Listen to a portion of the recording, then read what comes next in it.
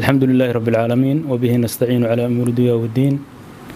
صلى الله على نبينا محمد وعلى آله وصحبه أجمعين marka hore ilaahay baa mahad iska leh alxamdulillaah rabbil aalamiin allah nagu kulmiyay madashan aan maanta wada fadhino waxaan halkan ka salaamayaa ummadda Soomaaliyeed meel kasta oo joogto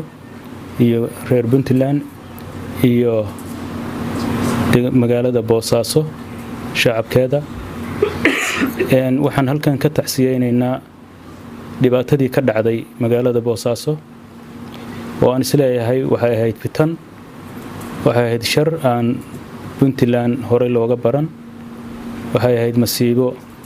wax walbana waxay ku yimaadaan qadarta rabbi ku dhacday waxaan leeyahay intii ku dhimatay Allahu naxariisto intii ku dhaawacantayna Allahu boogadhayo intii ku barakacdayna ilaahay weynaha guryahoodii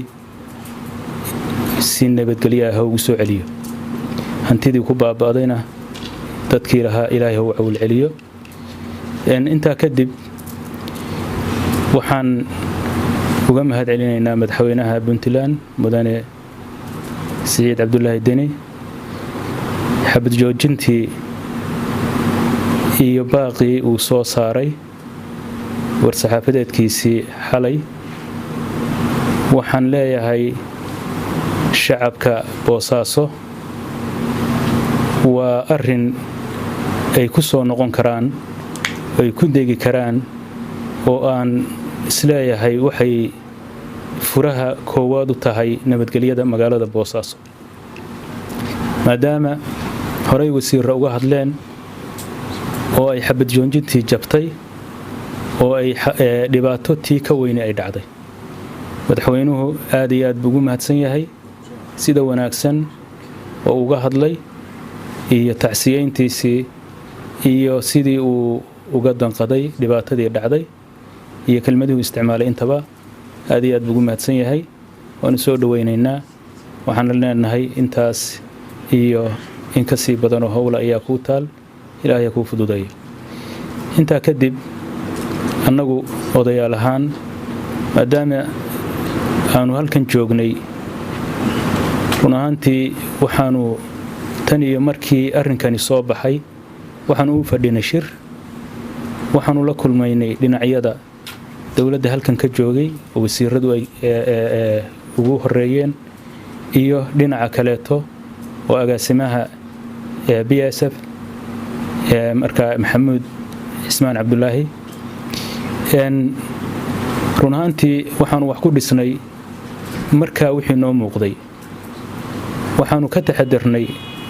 in xuduudda iyo ciidamada Puntland qaybaheedu inay dhibaato ka dhacdo in xabadoodu ay iyaga isu gudubto waxaanu door bidnay wixii marka aanu maslaxad u arkaynay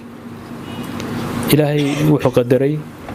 inayan inta wax ku istaagin ay maanta dhimasho iyo dhaawac iyo barakac iyo dhibaato ay timaado taa waxaan leenahay waa qadar rabbi intaas dhiman lahayd intaasuna waa dhaawacmi lahayd waxaanu baajin karnay ma ahayn sida madaxweynuhu yiri aana daatay dabadooda la qabtaa wixii hadda ka dameeyana waxaan rabnaa inaanu insha Allah biidmillaahi kariim wixii xal iyo nabadgeliyo iyo maslaxad aanu ku dabaali karno oo insha Allah inaanu waxba aanan la harin runaantii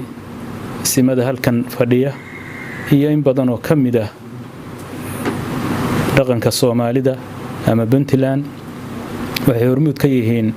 markasta nabadda iyo xal u helida mashaakilada iyo fitanta ka dhacda wadanka waxaan aad iyo aad uga xumahay annagoo dhamna ka xunnahay annagoo dhex joogna inay magaaladani xabadi ka dhacdo khaasatan anigu wax badan waxaan ka hadlay nabadda wax badan waxaan u gogol dhigay dhibaatooyin iyo dhacdooyin xanuun badnaa oo dadka walaalaha oo aan odayaasha u nahay mas'uulka aanu ah inaan dhexdooda aan dhex fariisano waxaan mar walba ka taxadari jirnay wixii xabad iyo shar hurin kara inaanu ka hortagno laakiin qadar rabbi bay ku noqotay inaan annagoo dhex joogna dhibaatada intaa leeg ay dhacdo waana waxaanan runtii aanan filayn saa la socotaan meelo kala duwan oo Soomaalidu ay u qaxday baan u tegay nabadayn Soomaaliyeed meelo dhibaato badan iyo lagu hayay muxuu ahaayay Soomaalida ay tagtay oo South Africa ay kamid tahay ayaan u tegay inaan islaaxino oo aan kala hadalno inaan dhibtoodo halka ay ama dhigooda uu soo ku daadan waxa weeye xil badan baan iska saari jirnay inaan mar walba ka hortagno arrinka marka waxaan isleeyahay waxaan dhacay wax naga weyn bay ahayd waxaan isleeyahay insha Allah bidmillaahi kariim xilligeeda iyo waqtigeeda ayaan ka hadli doonaa fariinta madaxweynahana insha Allah annagoo wada fadhina isma ahaan ayaan ka wada hadli doonaa insha Allah runtii aad waxaan uga xunahay hadalla ka soo yeeray mas'uuliyiinta sida hadda loo sheegay oo ugu horeeyo madaxweyne Cabdiraxmaan Faroole oo yiri batrool bay ku shubeen khaasatan anagu tilmaamay isimo gobolka bari kaliya isimadani waa ragii dhisay dawladnimada Soomaaliya ka saaray xilligii ku meel gaarka ahaa u gudbiyay inay Soomaaliya cagaheeda isku taagto ay dawlad la aqoonsan yahay noqoto waqtiga badan la geliyay ma aha gobol ma aha qayb gaara khaasatan anigu markaan iraahdo Puntland kuma koobni dadkaan odayga u ahay geeska Afrika oo dhan bay degan yihiin ma aha kamaan aqbali karno mana yeeli karno batroolna kuma shubi karno nabadda ugamana dari karnee nabadda iyo waxay ku hagaagto ayaanu ka shaqeynaa waxaan rabaa inaan xasuusiyo madaxweyne Cabdiraxmaan Faroole xilligii aad madaxweynaha ahayd dhacdooyinkii iyo dhibaatooyinkii dhacay oo ay shacabka ama qabaa'ilada Puntland dhexdooda ka dhacday ayaanu ilaa iyo hadda xalinaa waxa kamid ah tii ka dhacday Taleex waxa kamid ah tii ka dhacday Xumbays iyo Rako dhexdo ka dhacday waxa kamid ah tii ay odayaasha muxuu ahay simada Islaam Bashiir ay kamid yihiin isu xil saareen oo cagaaran iyo kamid ah ay kamid ahayd waxa soo dhamic waxay dhaceen xilligii aad madaxweynaha ahayd ma midnin inaan kelmadaha xanafta leh wax badan bayna soo noqnoqotay aan ku dul qaadanay ma yeelayno kaamana aqbali karno adiga iyo cidda kula midka ah inay mar walba u gafaan dhaqanka iyo hoggaanka dhaqanka taas waxaan leeyahay arrinka inaad ka waantowdid aad ka fiirsatay arrinka kale waxaan soo dhaweynaynaa oo aan mar walba heel iyo hooba la garab taaganahay dhibaatada dadka ay ku dhacday oo barakacay naf iyo maal waxaan u heli karno inaanan waxba ula harin ummadda Soomaaliyeedna waxaan ugu baaqaynaa inay hawsha dadka walaalahooda u gurmadaan wixii ay ku taakulayn karaan inay ku taakulayaan inayan muxuu ahaayay Soomaalidu halkan inta Puntland lacag laga qaado waa la geyn jiray Muqdisho markii ay dhibaatada iyo qarxidu ka dhaceen mar walba ummadda Soomaaliyeed waxa weeye way dibtu markay meel kamid ah gaadho inta kalena wuu gurman jiray haddana dhibaatadan in loo gurmado waqti maan runtii wanaagsanayn bay dhibtu dhacday oo wadanka abaari ka jidho oo muxuu ahaayay duruufo badan oo qalabsan ay ka jiraan awsha markan waxaan leenahay ummadda Soomaaliyeed inay iyo guud ahaan Puntland inay hawshan u kacaan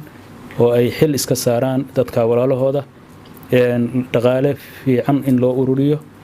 in la barbar istaago insha Allah bidmillaahi kariim aad iyo aad baad mahadsantihiin waxaan ku soo gabagabeynayaa hadalkayga qoraahdii uu yiri Sayid Maxamed Ismaaciil Mire maandhow ihsaan lagama tago eed hadaa filin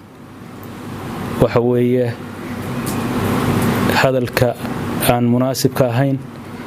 oo aan waxba kordhinayna wax sii fogeynaya